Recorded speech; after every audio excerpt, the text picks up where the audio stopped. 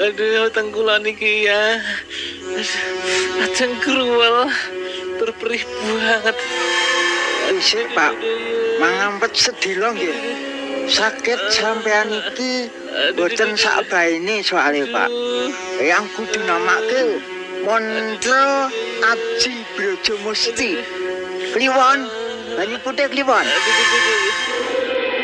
Bismillah, Brajamusti datan kalah. Tenung teluh sandat wegah. Pak gembang obong-obong kayu tugel wasi genggong. Jabang bayine Pak Wigno iki mari saka kersaning Allah. Wah, wah. Pun mang ngombe niku sing turah teng gelas. Diombe yang turane yang wau. Nggih, niku syarate. Pripun Pak? Rapun suda to? Nggih niku yang tinimbang wau rasane mboten karu-karuan ya wau. Pun to, mang percaya kali kula. Sakite niki mbok ajeng mang tambahke dokter pundi mawon mboten bakal mari. Wong genah cetha enten sing nyalai sampean. Blokone mawon sakite jenengan niku dipenggawe tiang Pak. Untunge mawon terus ndang ketemu kula marga naraka. Sing damel sakit kula niku saestune sinten to? Pripun upami diwangsulke sengkalane niku? Lho. Ampun Pak. Mungkin ndak mboten sae dadose. Saene malah yen Pak Wigno pun sehat tenan. Saged mungkin kula pasang susuk nggih mageri menawa enten sing ajeng ndirakani sampean Pak. Nggih pun yen nyaten yang kula nyuwun pamit riyin. Benjing malih kula sowan yen pun sehat saestu ya. Pun nuwun. Aduh, ora kuat tenan aku. Aduh. Pak De. Dewe nyo. Enten apa? Kok sambat-sambat? Aduh. Gero niku, Dek. Dek, Sapa kuwi? Aduh. kula janto, Dek. Enten apa, Dek? Bukaan ae, Jan. Lawange ora dikancing kok. Aduh. Aduh. Kayak pucete kaya ngene. Wetengku, Jan. Wetengku kumat. Mongko lagi wingi aku bubar sowan nyangene yang marga naraka sing pinter kae lho. Aku kudu mrono meneh iki, Jan. Ben kendang dipasang susuke supaya ora dibulan-baleni disengkalani wong ngene iki, Jan. Wet, tet. Jenengan niku pripun to, Dek? Lah wong cetha wong bodho kok diakokke pinter. Jenengan dosa gedhe lho, Dek, yen tesih mara merdukun.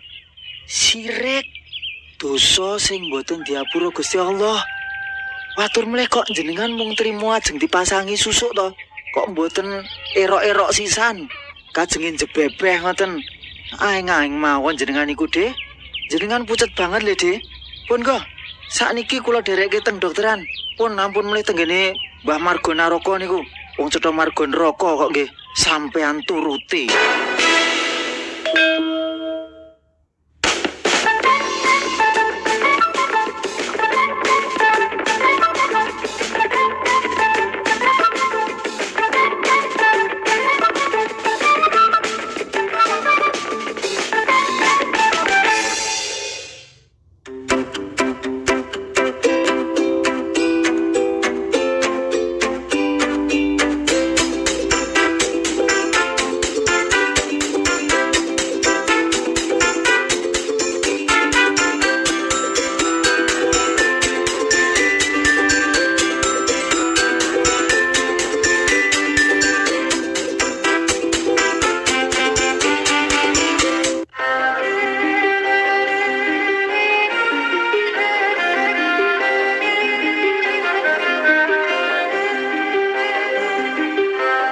Bismillahirrahmanirrahim.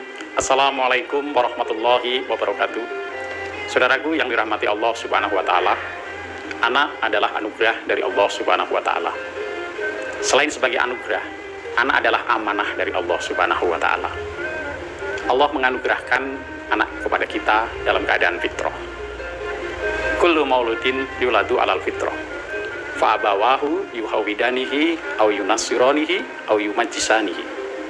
Setiap anak dilahirkan dalam keadaan fitrah, maka kedua orang tuanya yang menjadikan dia sebagai seorang Yahudi, atau sebagai seorang Nasrani, atau sebagai seorang Majusi. Oleh karena itu menjadi tanggung jawab kita untuk menjaga fitrah anak kita tetap dalam keimanan, tetap dalam ketauhidan hingga dia dewasa. Amanah ini akan dimintai pertanggungjawaban oleh Allah Subhanahu wa Ta'ala. Oleh karena itu sangat menyedihkan ketika kita mendengar kabar ada anak-anak dari keluarga kaum muslimin, kaum muslimat yang kemudian menjadi murtad, yang kemudian menjadi menempuh jalan-jalan maksiat kepada Allah Subhanahu wa Ta'ala. Tentu kita tidak ingin terjadi yang demikian.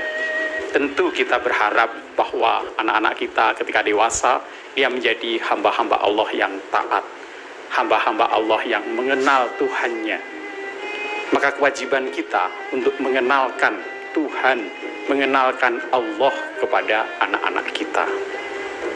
Maka ada satu kisah yang dikabarkan oleh Allah Subhanahu wa Ta'ala yang nanti menjadi inspirasi bagi kita untuk menguatkan pelajaran, pendidikan tentang tauhid kepada anak keturunan kita.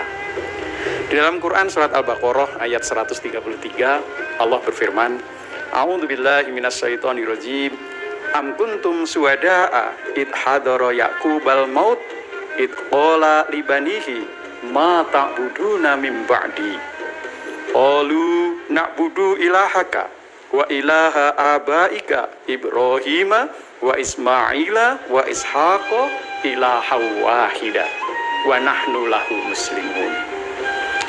Apakah engkau hadir menyaksikan ketika Nabi Allah Yakub alaihissalam menjelang ajal, ketika beliau berkata kepada anak-anaknya, wahai anakku, apa yang engkau sembah sepeninggalku?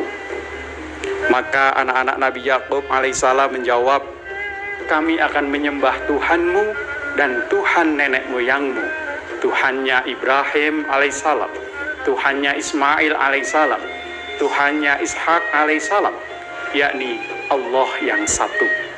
Dan kami akan menjadi orang-orang yang tunduk patuh berserah diri kepada Allah Subhanahu wa Ta'ala. Kisah ini menjadi inspirasi bagi kita para orang tua untuk menanamkan nilai tauhid, nilai mengisahkan Allah Subhanahu wa Ta'ala kepada anak-anak kita.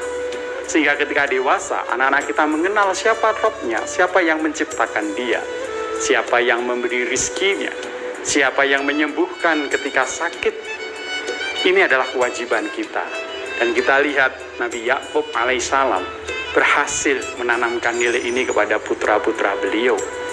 Tentu ini bukan satu usaha yang mudah, tetapi usaha yang terus-menerus harus kita lakukan untuk senantiasa mengajarkan nilai-nilai tauhid kepada anak kita dimulai sejak dini.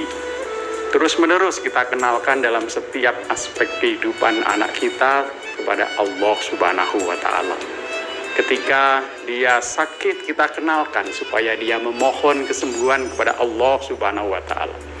Ketika dia membutuhkan, menginginkan sesuatu, kita kenalkan agar dia meminta, memohon kepada Allah Subhanahu wa Ta'ala. Insya Allah kalau kita senantiasa menanamkan nilai tauhid ini, tidak lupa mengajarkan, mengenalkan Allah kepada anak-anak kita, maka kita tidak akan rugi. Karena anak kita akan menjadi anak-anak yang baik, anak-anak yang tahu kewajibannya kepada Allah Subhanahu wa Ta'ala, yang pada gilirannya dia akan tahu kewajibannya kepada orang tuanya. Maka menanamkan nilai tauhid menjadi satu hal yang sangat penting untuk kita lakukan kepada anak-anak kita.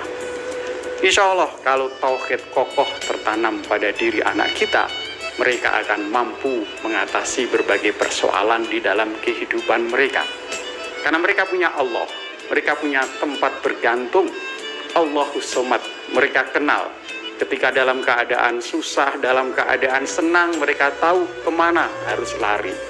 Ketika menghadapi kesulitan, mereka akan tahu kepada siapa mereka akan memohon. Insya Allah kita tidak akan rugi manakala anak-anak kita menjadi anak-anak yang bertauhid dengan betul. Sampai hari tua kita, insya Allah anak soleh tidak akan merugikan orang tuanya. Insya Allah akan membawa kemanfaatan bagi orang tuanya. Demikian, mudah-mudahan